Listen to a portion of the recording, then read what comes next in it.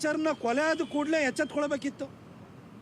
ಅದ್ರ ಬೆನ್ನಲ್ಲೇ 9 ವರ್ಷದ ಬಾಲಕಿ ಹಕ್ಕಿಪಿಕ್ಕಿ ಜನಾಂಗದ ಒಂದು ಬಾಲಕಿ ಅಲ್ಲಿ ಬಲೂನನ್ನು ಮಾರಾಟ ಮಾಡುತ್ತಿದ್ದ ಬಂದು ಬಾಲಕಿಗೆ ರಾತ್ರಿ ಪೇರೆಂಟ್ಸ್ ಜೊತೆ ಮಲ್ಕೊಂಡಿರೋರನ್ನ ಅದು ದೊಡ್ಡಕೆರೆ ಮೈದಾನ ಮೈಸೂರಿನ ಹೃದಯ ಭಾಗದಲ್ಲಿ ಅಪ್ಪ ಅಮ್ಮನ ಜೊತೆ ಮಲ್ಕೊಂಡಿರೋಂಥ ಬಾಲಕಿನ ಎತ್ಕೊಂಡು ಹೋಗಿ ಅತ್ಯಾಚಾರವನ್ನು ಮಾಡಿ ಕೊಲೆಯನ್ನು ಮಾಡ್ತಾನೆ ಅಂತಂದರೆ ಏನು ಹೇಳಬೇಕು?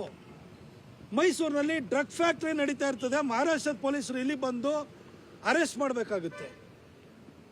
ಇತ್ತೀಚೆಗಷ್ಟೇ ಕಾರ್ತಿಕನ ಕೊಲೆ ಆಗಿದ್ದು, ಈಗ ಕಾರ್ತಿಕನ ಸಹಚರನ ಕೊಲೆ ಆಯಿತು.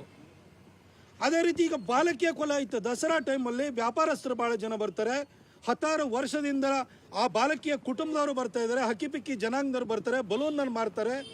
ಇಲ್ಲಿ ಭದ್ರತೆಯನ್ನು ಒದಗಿಸ್ಬೇಕು, ಅದ್ರ ಬಗ್ಗೆ ಗಮನ ಹರಿಸಬೇಕು ಅನ್ನೋದನ್ನು ಈ ಸರ್ಕಾರಕ್ಕೆ ಗೊತ್ತಿರಬೇಕಲ್ವ? ಅಲ್ಲಿ ನಾನು ನೋಡ್ತಾ ಇದ್ದೀನಿ, ನಮ್ಮಲ್ಲಿ ಬಹಳಷ್ಟು ಜನ ನಮ್ಮ ಸರ್ಕಾರದಲ್ಲಿ, ನಮ್ಮ ಕರ್ನಾಟಕ ಸರ್ಕಾರದಲ್ಲಿ ಕೂಗುಮಾರಿಗಳಿದ್ದಾರೆ. ಏನಂದ್ರೂ ಕಾಮೆಂಟ್ ಮಾಡ್ತಾರೆ. ಯುಕ್ರೇನಲ್ಲಾದರೂ ಕಾಮೆಂಟ್ ಮಾಡ್ತಾರೆ, ರಷ್ಯಾದಲ್ಲಾದರೂ ಕಾಮೆಂಟ್ ಮಾಡ್ತಾರೆ, ಅದೇ ರೀತಿಯಲ್ಲಿ ಗಾಜಾದಲ್ಲಾದರೂ ಕಾಮೆಂಟ್ ಮಾಡ್ತಾರೆ. ಅಮೆರಿಕನ್ ಪ್ರೆಸಿಡೆಂಟು ಡೊನಾಲ್ಡ್ ಟ್ರಂಪ್ ಏನು ಮಾಡ್ದ ಏನು ಮಾಡಿಲ್ಲ ಅನ್ನೋದ್ರ ಬಗ್ಗೆ ಕಾಮೆಂಟ್ ಮಾಡ್ತಾರೆ. ಆದರೆ ಮೈಸೂರಿನಲ್ಲಿ 9 ವರ್ಷದ ಬಾಲಕಿ ಮೇಲೆ ಅತ್ಯಾಚಾರ ನಡೆದಿದೆಯಲ್ಲ, ಒಬ್ಬನಾರು ಬಾಯಿ ತೆರಿತಾ ಇದ್ದಾನ? ಮಾನ್ಯ ಮುಖ್ಯಮಂತ್ರಿಗಳ ಬಾಯಿ ತೆರಿತಿದಾರ? ಯಾರ ಸಿಕ್ತವ್ರನ್ನೆಲ್ಲ ಗದರಿಸುವಂಥ DK ಶಿವಕುಮಾರ್ ಬಾಯಿ ತೆರಿತಿದಾರ?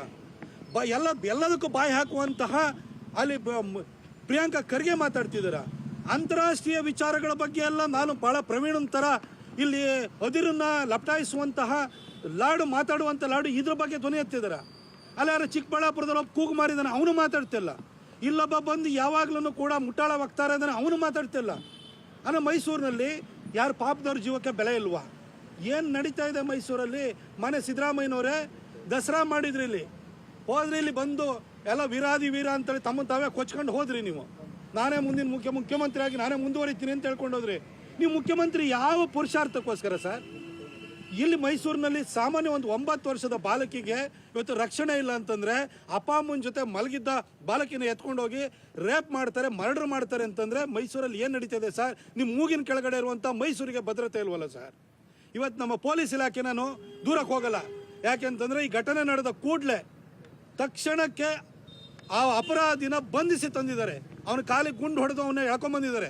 ಈ ಹಿಂದೆ ಇಲ್ಲಿ ಗ್ಯಾಂಗ್ ರೇಪ್ ಆದಾಗಲೂ ಕೂಡ ಮೈಸೂರು ಪೊಲೀಸು ಎಫಿಷಿಯೆಂಟ್ ಪೊಲೀಸು ಅದನ್ನು ಕೂಡ ಒಂದು ಬೀಡಿ, ಒಂದು ಅದರ ಸಿಪ್ಪೆ ಇರ್ಬೋದು, ಅದು ಒಂದು ಬಸ್ ಟಿಕೆಟ್ ಇರ್ಬೋದು, ಅದರ ಜಾಡನ್ನು ಹಿಡಿದುಬಿಟ್ಟು ಅರೆಸ್ಟ್ ಮಾಡಿ ತೊಗೊಂಬಂದಿದ್ದಾರೆ.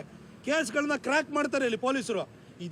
ಈ ಥರ ಘಟನೆಗಳು ನಡೆದಾದ ನಂತರ ಆರೋಪಿಗಳನ್ನ, ಅಪರಾಧಿಗಳನ್ನ ಪತ್ತೆ ಹಚ್ಚುವಂತಹ ಕಾರ್ಯಕ್ಷಮತೆ ಇರುವಂಥ ನಮ್ಮ ಪೊಲೀಸರಿಗೆ ಕಾನೂನು ಸುವ್ಯವಸ್ಥೆಯನ್ನು ಕಾಪಾಡುವಂತಹ ಕಾರ್ಯದಕ್ಷತೆಯೂ ಕೂಡ ಇದೆ.